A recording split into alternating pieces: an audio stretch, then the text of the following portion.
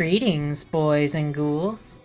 I'm here in defense of another poor, unfortunate, misjudged soul. Someone who was treated unfairly, called a monster, and even stabbed through the heart when doing nothing but seeking justice for being treated horribly by those around her. Someone who was snubbed, belittled, insulted. Someone who did nothing but seek justice. I, of course, speak of the one, the only, the magnificent Maleficent.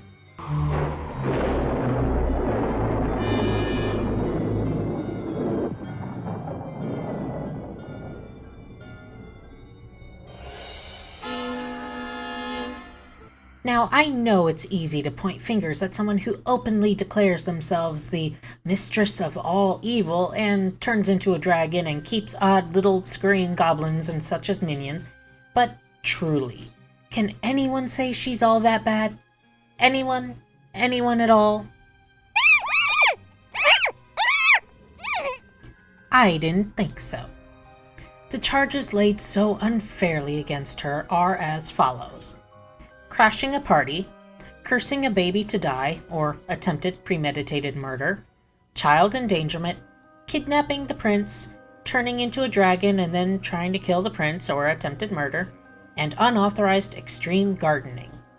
Now let's just get started debunking those charges, shall we? Is it really crashing a party when you were supposed to be invited? The other fairies were, so one would assume that she, as easily the most powerful of the Fae, would also have been invited. To invite some fairies, and not all, is a grave insult among the Fae. Most people who are familiar with Disney tend to not be so familiar with the origins of these fairy tales, or of the different courts of the Fae, like the Summer Court, the Seelie, or the Winter Court, the Unseelie. In either case, they run by their own rules and morals, which humans aren't really equipped to understand, as they don't understand ours. So I'd say this is a misunderstanding.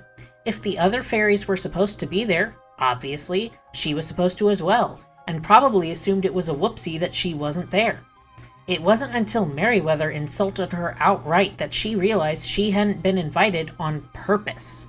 You weren't wanted. That is rude. Now, I shouldn't have to tell you that insulting a Fae like that is one of the stupidest things you could ever do, especially one of the Winter Court, as she clearly is.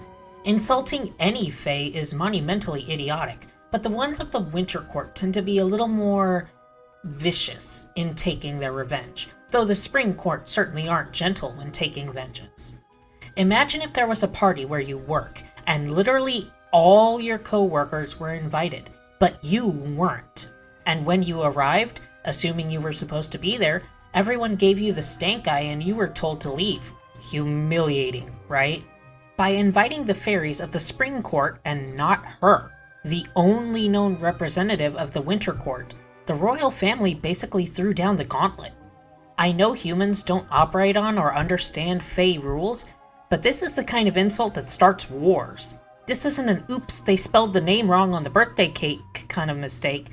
This is an oops, I pushed the big red button and fired 50 nuclear warheads directly at Russia. Hope that doesn't ruffle any feathers kind of mistake.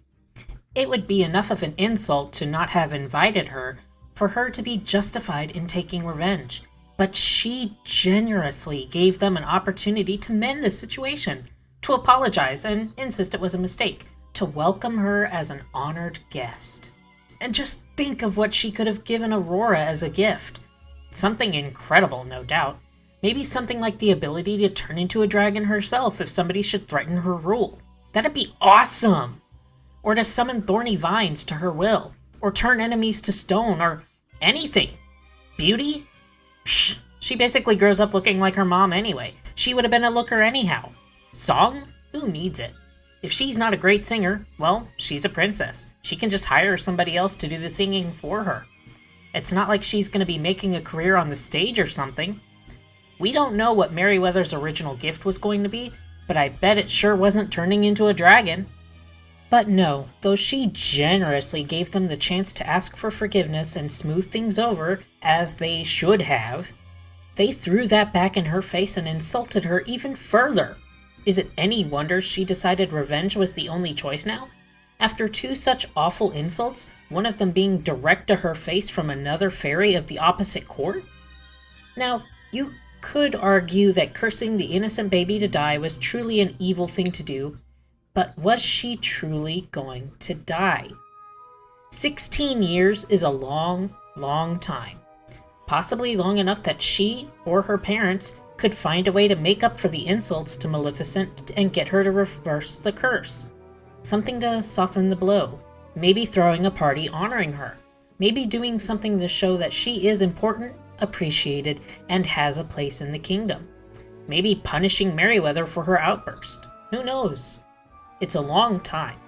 But instead of making any effort to make amends, they just decided to give three fairies who can't even bake a cake or make a dress without magic a whole baby to raise and tend to. How did she even survive her infancy? Live-action movies? What live-action movies? There are no live-action movies. No. I refuse. I refuse. There are no live-action movies. Except the Dalmatian ones with Glenn Close. Those are passable. In any case, they had a long time to try and make amends with her, and they chose not to. It seems like the entire time they didn't reach out to her in any way, and even further insulted her by letting the fairy who insulted her in the first place mess with her magic. You do not touch another fairy's magic. That's like going and gulping down a total stranger's drink at a restaurant and getting mad that they don't want to put their mouth where yours was and drink your backwash. You just don't do it. But she did. That is rude. As for kidnapping the prince, she fully intended to let him go. She even explained that to him quite clearly. She was going to hold him back for a little while, but he'd be released eventually and be able to go on his merry way. I know 100 years seems like a really long time for mortal types, but to the Fae, it's the blink of an eye. She was basically putting him in time out to think about what he did for a minute. And what does he go and do?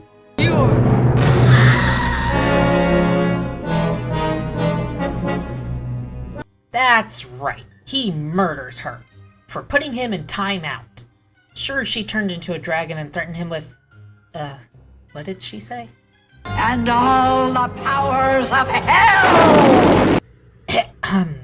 Could we just strike that last bit from the record? Thank you. She turned into a dragon and tried to stop him from getting to Aurora, but this was clearly her last resort. This was her Hail Mary play of desperation to salvage her dignity. For the Fae, their dignity and appearances are everything. And if he beat her curse, she'd be a mockery, and would lose her standing in the Fae realms. That's basically a death sentence to a Fae. This could easily be counted as self-defense. And besides, Merryweather killed her pet. That's right, everyone glosses right over the animal cruelty, but Merryweather straight up killed Maleficent's pet. Just look at how distraught she is. One may argue that Maleficent was cruel to her little goblin minion creatures, but really, this is just how you communicate with them.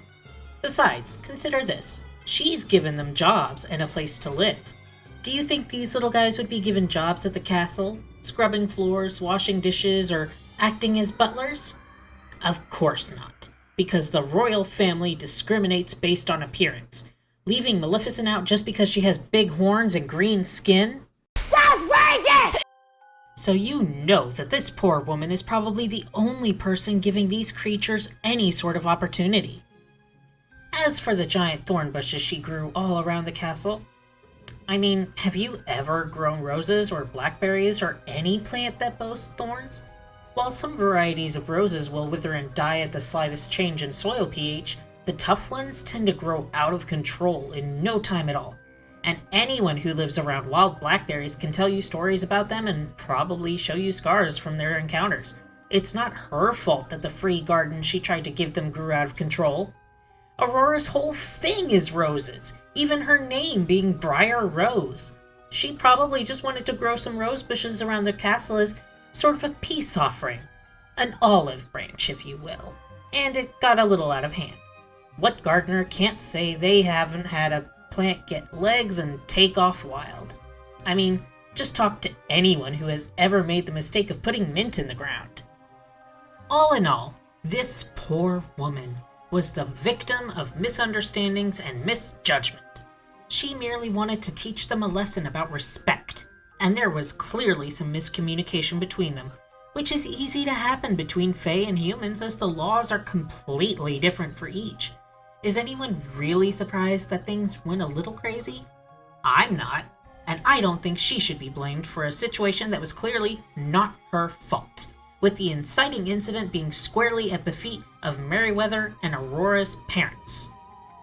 I hereby declare Maleficent cleared of all charges. Prince Philip will be taken into custody on count of murder. The 3 fairies will be taken into custody on counts of assisting said murder, assisting a criminal in breaking out of prison, animal cruelty, racism, and just being rude. This case is now closed.